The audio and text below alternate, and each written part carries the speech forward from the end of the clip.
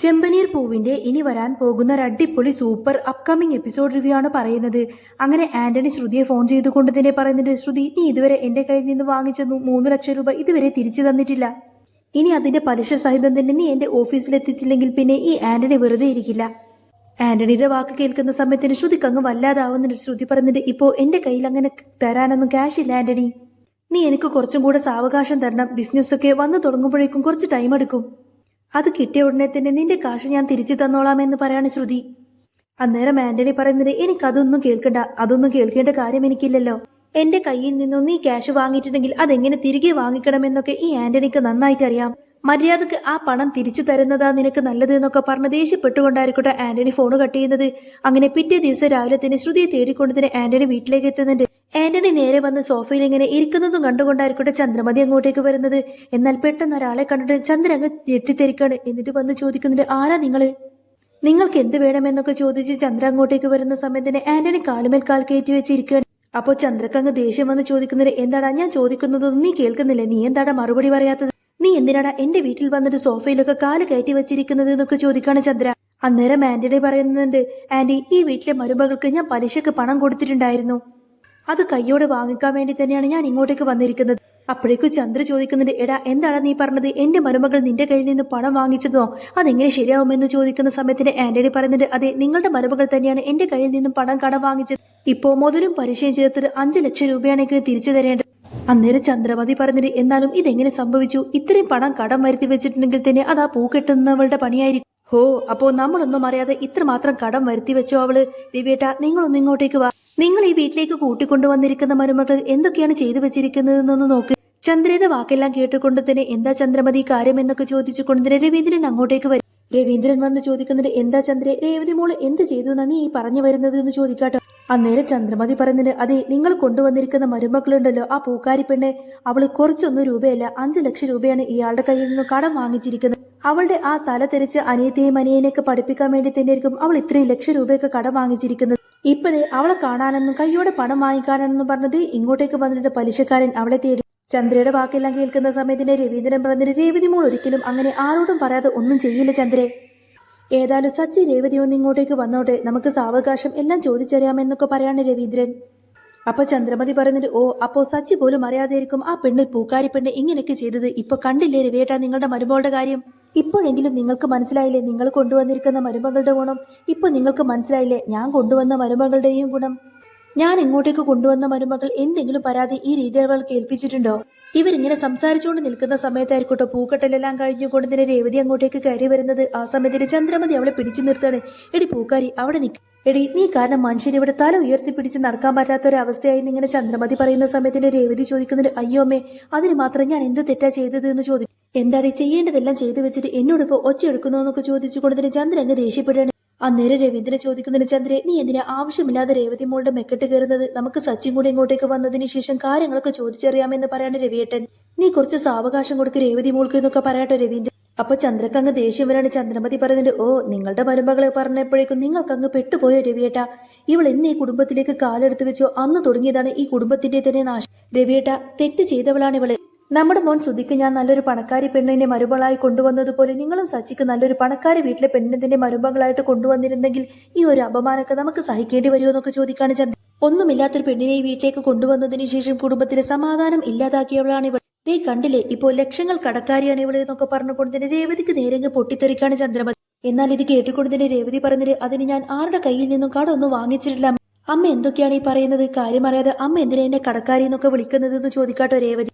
അന്നേരം ചന്ദ്രമതി ചോദിക്കുന്നുണ്ട്, അതിന് നീ എന്തിനാണ് ഇങ്ങനെ ഒച്ചയെടുത്ത് സംസാരിക്കുന്നത്? നിനക്ക് കടം തന്ന ആളതേ പുറത്തിരിക്കുന്നുണ്ട്. എന്റെ അടുത്ത് ഒച്ചയെടുക്കാതെ നീ അവന്റെ അടുത്ത് പോയി ഒച്ചയെടുക്കുക എന്നൊക്കെ പറയാണ് ചന്ദ്രമതി. ചന്ദ്രയുടെ വാക്കെല്ലാം കേട്ടുകൊണ്ട് തന്നെ രേവതിയോടായിട്ട് രവീന്ദ്രൻ ചോദിക്കുന്നുണ്ട്, എന്താ മോളെ ഇവൾ ഈ പറയുന്നത്, എന്താ കാര്യം എന്നൊക്കെ ചോദിക്കും. അപ്പോഴേക്കും, അറിയില്ല അച്ഛാ, ആരാ വന്നത്, ഞാനൊന്ന് നോക്കട്ടെ എന്നൊക്കെ പറഞ്ഞുകൊണ്ട് തന്നെ രേവതി നേരെ മുറ്റത്തേക്ക് ഇറങ്ങി ചെല്ലുന്നുണ്ട്.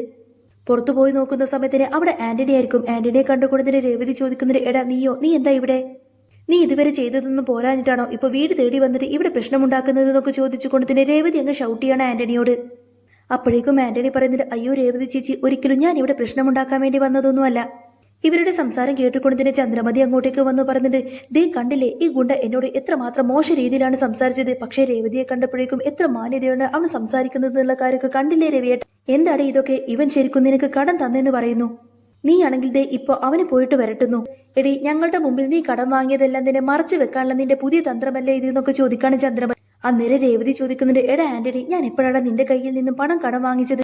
എന്തൊക്കെയാണ് നീ അമ്മയോട് പറഞ്ഞു കൊടുത്തിരിക്കുന്നത് എന്നൊക്കെ ചോദിച്ചുകൊണ്ട് തന്നെ രേവതി ആന്റണിയോട് അങ്ങ് ദേഷ്യപ്പെടും.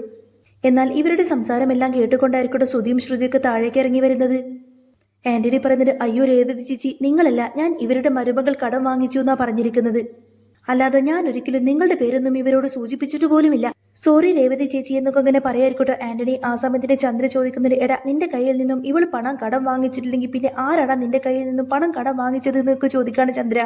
അപ്പോഴേക്കും ശ്രുതി അങ്ങോട്ടേക്ക് ഇറങ്ങി വരുന്നതും കണ്ടുകൊടുത്തിട്ട് ആന്റണി നേരെ ശ്രുതിയുടെ അടുത്തേക്ക് വന്നിട്ട് കൈ ചൂണ്ടിക്കൊടുത്തിനെ പറഞ്ഞിട്ട്, ഡേ ഈ കല്യാണം എന്റെ കയ്യിൽ നിന്നും 3 ലക്ഷം രൂപ കടം വാങ്ങിച്ചിട്ട് മുങ്ങി നടക്കുന്നത് എന്നൊക്കെ പറയും.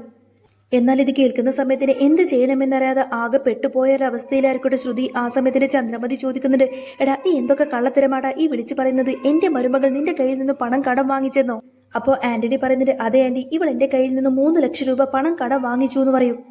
എന്നാൽ ഇത് കേൾക്കുന്ന സമയത്തിന് ചന്ദ്രക്ക് ഒട്ടും തന്നെ വിശ്വസിക്കാൻ കഴിയാതെ അങ്ങനെ ഷോക്ക് ഏറ്റതുപോലെ നിൽക്കുമായിരിക്കും. ആന്റണിയെ ഒട്ടും തന്നെ പ്രതീക്ഷിച്ചിരുന്നില്ലട്ടോ ശ്രുതി. അതുകൊണ്ട് തന്നെ ശ്രുതി ആകെ സ്തംഭിച്ചു നിന്ന് പോവാൻ എന്ത് ചെയ്യണമെന്നറിയാതെ. ഇവരിങ്ങനെ പ്രശ്നമുണ്ടാക്കിക്കൊണ്ടിരിക്കുന്ന സമയത്തായിരിക്കട്ടെ സച്ചി അങ്ങോട്ടേക്ക് കടന്നു വരുന്നത്. ആന്റിനെ കാണുന്ന സമയത്തിന് സച്ചി വന്ന് ചോദിക്കുന്നത്, എടാ ഗുണ്ടേ, നിനക്ക് എന്താടാ എന്റെ വീട്ടിൽ കാര്യമെന്ന് ചോദിക്കും. നീ എന്തിനാടാ എന്റെ വീട്ടിലേക്ക് കയറി വന്നത്? ഇപ്പൊ വീട് തേടി നീ പ്രശ്നമുണ്ടാക്കാൻ ഇറങ്ങിയിരിക്കുകയാണോ എന്നൊക്കെ ചോദിക്കാട്ടോ. എന്താടാ അന്ന് പോലീസ് സ്റ്റേഷനിൽ വെച്ച് നിനക്ക് കിട്ടിയതൊന്നും പോരെ? സച്ചി നേരെ രവിയേട്ടന്റെ അടുത്തേക്ക് വന്ന് ചോദിക്കുന്നുണ്ട്, എന്താ അച്ഛാ ഇത്? നാട്ടിലെ ഗുണ്ടകളൊക്കെ വീട്ടിനകത്തേക്ക് കയറ്റി വന്നിട്ട് അവരൊക്കെ സൽക്കരിക്കാൻ തുടങ്ങിയോ ഇവിടെ? എടാ ഇവിടെ നിന്നും എഴുന്നേറ്റ് നീ വീട്ടിലേക്ക് പോവാൻ നോക്കുന്നൊക്കെ പറഞ്ഞു കൊടുത്തിട്ട് ആന്റിനോട് അങ്ങ് ബഹളം വെക്കാണ് സച്ചി. അപ്പോഴേക്കും ആന്റണി എഴുന്നേറ്റ് വന്ന് കൊടുത്തിട്ട് സച്ചിയോട് പറഞ്ഞിട്ട്, അതിന് ഞാൻ ഇവിടെ പ്രശ്നമുണ്ടാക്കാൻ വന്നതൊന്നുമല്ല സച്ചിയേട്ടാ, ഞാൻ കൊടുത്ത കാശ് തിരികെ ചോദിക്കാൻ വേണ്ടി വന്നതാണ്.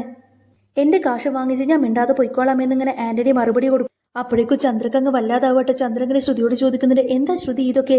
നിന്റെ അച്ഛൻ നിനക്ക് മലേഷ്യയിൽ നിന്നും പണം അയക്കാറില്ല, പിന്നെ നീ എന്തിനാ മോളെ ഈ ഗുണ്ടയുടെ അടുത്ത് നിന്നും പോയിട്ട് കാശ് വാങ്ങിയത് എന്നൊക്കെ ചോദിക്കാണ് ചന്ദ്രൻ. അന്നേരം ശ്രുതി പറഞ്ഞിട്ട്, അയ്യോ ആന്റി, ഇതിന് ഞാൻ എന്ത് മറുപടി പറയും? ഞാൻ ഒരിക്കലും ആരുടെ കയ്യിൽ നിന്നും പണം കടം വാങ്ങിച്ചിട്ടൊന്നുമില്ല. എന്നെ കണ്ട് മീരയാണ് ഇവരുടെ കയ്യിൽ നിന്നും കാശ് കടം വാങ്ങിച്ചത്. ഞാൻ അവളുടെ കൂടെ നിൽക്കുമായിരുന്നു ആന്റി. ഇവൻ വെറുതെ ചുമ്മാ കള്ളം പറയുന്നതാണെന്നൊക്കെ പറയട്ടെ ശ്രുതി. അന്നേരം സച്ചി പറഞ്ഞിട്ട്, അവളാണ് കടം വാങ്ങിച്ചതെങ്കിൽ ഇവൻ നേരെ മീരയുടെ വീട് തേടിയിട്ടല്ലേ പണം പോയി ചോദിക്കേണ്ടത്? എന്തിനാ വെറുതെ ഇവൻ എന്റെ വീട്ടിൽ വന്നിട്ട് ശബ്ദം ഉയർത്തുന്നതെന്നൊക്കെ ചോദിക്കും. അപ്പോഴേക്കും ശ്രുതി നേരെ സുധീരുടെ അടുത്തേക്ക് ചെന്ന് കൊടുത്തിട്ട് പറഞ്ഞിട്ട്, അയ്യോ സുധി, ആന്റണി വായ തുറന്നാ പിന്നെ ഞാൻ പെട്ടത് തന്നെ. അതുകൊണ്ട് നീ എത്രയും പെട്ടെന്ന് തന്നെ എനിക്കൊരു 3 ലക്ഷം രൂപ താ, ഞാൻ ഉടനെ തന്നെ തിരിച്ചു തരാമെന്നൊക്കെ പറയുന്നത്. അന്നേരം ശ്രുതി ചോദിക്കുന്നുണ്ട്, എന്താ ശ്രുതി ഇത്? മീര വാങ്ങിച്ച ക്യാഷ് എന്തിനാ നീ തിരിച്ചു കൊടുക്കുന്നത്? അവളുടെ ആവശ്യത്തിന് പണം വാങ്ങിച്ചിട്ടുണ്ടെങ്കിൽ തന്നെ അത് അവൾ തിരിച്ചു കൊടുക്കട്ടെ, നീ എന്തിനാ അത് തിരിച്ചു കൊടുക്കുന്നത്? അപ്പോൾ ശ്രുതി ചിന്തിക്കുന്നത്, ഓ ഞാൻ ഇവനെ കൊണ്ട് തോറ്റു, മരഭൂതം. ഞാൻ ഇനി എങ്ങനെയാണ് 3 ലക്ഷം രൂപ ഉണ്ടാക്കിയിട്ട് ആന്റണിയുടെ കടം തീർക്കുന്നത്? പലിശയും കൂടി ചേർത്ത് കൊടുക്കുകയാണെങ്കിൽ 5 ലക്ഷം രൂപയെങ്കിലും ആവും. പണം തിരികെ കിട്ടാതെ ഇവൻ ഒരിക്കലും ഈ വീട്ടിൽ നിന്നും പോകുന്ന ലക്ഷണമില്ല. അവൻ ഇനിയും ഇവിടെ നിന്നാ പിന്നെ അതെനിക്ക് വലിയ പ്രശ്നമാണെന്നിങ്ങനെ ശ്രുതി മനസ്സിൽ ചിന്തിക്കും. ചന്ദ്രമതി ചോദിക്കുന്നത്, എന്താ ശ്രുതി നീ ഇങ്ങനെ ആലോചിച്ച് നിൽക്കുന്നത്? നീ എന്നിൽ നിന്ന് എന്തെങ്കിലും മറച്ചു വെക്കുന്നുണ്ടോ? അതോ ഇനി നീ തന്നെയാണോ ഈ ഗുണ്ടയുടെ കയ്യിൽ നിന്നും പണം കടം വാങ്ങിച്ചത് എന്ന് ചോദിക്കും. അപ്പോ ഇത്ര കാലം നിന്റെ അച്ഛൻ മലേഷ്യയിൽ നിന്നും പണം അയച്ചിരുന്നു എന്നൊക്കെ പറഞ്ഞതൊക്കെ കള്ളമായിരുന്നു അല്ലേ? ഇവന്റെ കയ്യിൽ നിന്നും വാങ്ങിച്ച പണമായിരുന്നോ മോൾ എന്റെ കയ്യിൽ കൊണ്ടുവന്നു തന്നിരുന്നത്? ഇടയ്ക്കിടയ്ക്ക് ഇവന്റെ കയ്യിൽ നിന്ന് പണം കടം വാങ്ങിച്ചു കൊണ്ടുവന്നത് ഞങ്ങളെ എല്ലാവരും, ഈ വീട്ടിലെ എല്ലാവരും നീ പറ്റിക്കുമായിരുന്നല്ലേ എന്നൊക്കെ ചോദിക്കും. ചന്ദ്രയുടെ ചോദ്യമെല്ലാം കേട്ടുകൊണ്ടതിന് ശ്രുതി എന്ത് മറുപടി പറയണമെന്നറിയാതെ ആകെ പെട്ടുപോയിട്ടൊരവസ്ഥയിൽ തല കുനിച്ച് നിൽക്കുമായിരിക്കും. ആ സമയത്തിന് സച്ചി പറഞ്ഞിട്ട്, ഇപ്പോഴാണ് അമ്മേ നിങ്ങൾ ചുളി നീർന്ന് കാര്യങ്ങളൊക്കെ ചോദിക്കാൻ തുടങ്ങിയത്. ആന്റണിയെ നോക്കിക്കൊടുത്തിട്ട് ശ്രുതി പറഞ്ഞിട്ട്, നീ ഒന്ന് പോ ആന്റണി, ഞാൻ ഉടനെ തന്നെ നിന്റെ പണം മുഴുവനായിട്ട് തിരികെ തന്നോളാം. അപ്പോഴേക്കും രേവതിയുടെ അന്യൻ ശരത് അങ്ങോട്ടേക്ക് കയറി വരുന്നുണ്ട്. അതും കണ്ടുകൊണ്ടതിന് രേവതി ചോദിക്കുന്നുണ്ട്, നീ എന്താടാ ഇവിടെ? നീ ഇവന്റെ കൂടെ വന്നതാണോ? ഇപ്പോഴും നീ ഇവന്റെ കൂടെ തന്നെയാണോ കറക്റ്റ്? എന്നാൽ രേവതിയുടെ വാക്കൊന്നും മൈൻഡ് ചെയ്യാതെ ശരത്ത് നേരെ ചന്ദ്രമതിയുടെ അടുത്തേക്ക് വന്നുകൊണ്ടതിന് ചോദിക്കുന്നുണ്ട്, ഒന്നുമില്ലാത്ത വീട്ടിൽ നിന്നും കയറി വന്നവളാണോ എന്നൊക്കെ പറഞ്ഞ് നിങ്ങൾ എന്റെ ചേച്ചി എത്രമാത്രം അപമാനപ്പെടുത്തിയതാണ് ആന്റി. ഇപ്പൊ നിങ്ങളുടെ മൂത്ത മരുമകളെ കണ്ടിട്ട് ഒന്നുമില്ലാത്ത വീട്ടിലെ മരുമകളാണെന്നാ തോന്നുന്നത്. എല്ലാം കേട്ട് ഞാൻ പുറത്തു തന്നെ നിൽക്കുന്നുണ്ടായിരുന്നു എന്നൊക്കെ പറയാണ് ശരത്ത്. അന്നേരം രേവതി പറഞ്ഞിട്ട്, എടാ ഒന്ന് ചുമ്മാതിരിക്കട, അല്ലെങ്കിൽ തന്നെ ഈ വീട്ടിൽ ഒരു 100 കൂട്ടം പ്രശ്നങ്ങളാണ്. അതിന്റെ ഇടയിലാണ് ഇപ്പൊ നീ കൂടെ വന്നിട്ട് പ്രശ്നങ്ങൾ ഉണ്ടാക്കുന്നത്. അന്നേരം ശരത്ത് പറഞ്ഞിട്ട്, നിങ്ങളൊന്ന് ചുമ്മാതിരിക്കും ചേച്ചി, അന്ന് ഞാൻ ഒരു തെറ്റും ചെയ്യാതിരുന്ന സമയത്തിന് എന്നെ കള്ളൻ എന്നൊക്കെ വിളിച്ച് എത്രമാത്രം അപമാനപ്പെടുത്തിയതാണ് ഈ സ്ത്രീ. അതൊന്നും ഞാൻ ഒരിക്കലും മറക്കില്ല, ഇതുവരെ മറന്നിട്ടുമില്ല. അന്നേരം ചന്ദ്രമതി പറഞ്ഞിട്ട് ആ കാര്യമൊന്നും നീ ഇവിടെ വന്ന് സംസാരിക്കണ്ട, അങ്ങനെയുള്ള കാര്യങ്ങളൊന്നും സംസാരിക്കാൻ നിനക്ക് യാതൊരു യോഗ്യതയുമില്ലടാ. എന്നെ കൊണ്ടൊന്നും വിളിച്ചു പറയിപ്പിക്കരുത്, ഈ കാര്യത്തിൽ നീ ഇടപെട, അങ്ങോട്ടേക്ക് മാറി നിൽക്കുന്നൊക്കെ പറഞ്ഞ് ശരത്തിനെ എങ്ങ് മാറ്റി നിർത്തും. അപ്പോഴേക്കും സച്ചി പറഞ്ഞിട്ട് ഇവന്റെ വായിൽ നിന്ന് അമ്മക്ക് ഇത്രയെങ്കിലും കേൾക്കേണ്ടത് അത്യാവശ്യമാണെന്നൊക്കെ പറയാണ് സച്ചി. അന്നേരം രവീന്ദ്രൻ ചോദിക്കുന്നൊരു ചന്ദ്രൻ, ഇപ്പൊ നിനക്ക് തൃപ്തിയായോ, ഇപ്പൊ നിനക്ക് സന്തോഷായോ? നീ കുറച്ചു മുൻപേ പറഞ്ഞല്ലോ രേവതി മോളാണ് പണം കടം വാങ്ങിച്ചു കൊടുത്തിട്ട് കുടുംബത്തിനെ മാനക്കെടുത്തിയതെന്ന്. ഇപ്പൊ കണ്ടില്ലേ, നീ വീട്ടിലേക്ക് കൊണ്ടുവന്ന മരുമകൾ തന്നെയാണ് കുടുംബത്തിന് അപമാനമുണ്ടാക്കി വെച്ചിരിക്കുന്നത്. ഈ പ്രശ്നം ഏതായാലും നീ തന്നെ സോൾവ് ചെയ്താൽ മതി. ആ ഗുണ്ട എത്രയും പെട്ടെന്ന് തന്നെ ഈ വീട്ടിൽ നിന്ന് അങ്ങ് പറഞ്ഞു വിട്ടോളണം. അല്ലെങ്കിൽ പിന്നെ ഈ രവീന്ദ്രന്റെ മറ്റൊരു മുഖം നീ കാണും ചന്ദ്രേ. സച്ചി, നീ വെറുതെ ഇവൾമാർക്ക് വേണ്ടിയിട്ട് പ്രശ്നമുണ്ടാക്കാനൊന്നും നിൽക്കണ്ട. അതിന്റെ പേരിൽ നീ ജയിലിൽ പോയി കിടക്കേണ്ട കാര്യമൊന്നുമില്ല. നീ അവനെ അടിക്കാതെ നേരെ അകത്തേക്ക് കയറിപ്പോ സച്ചി.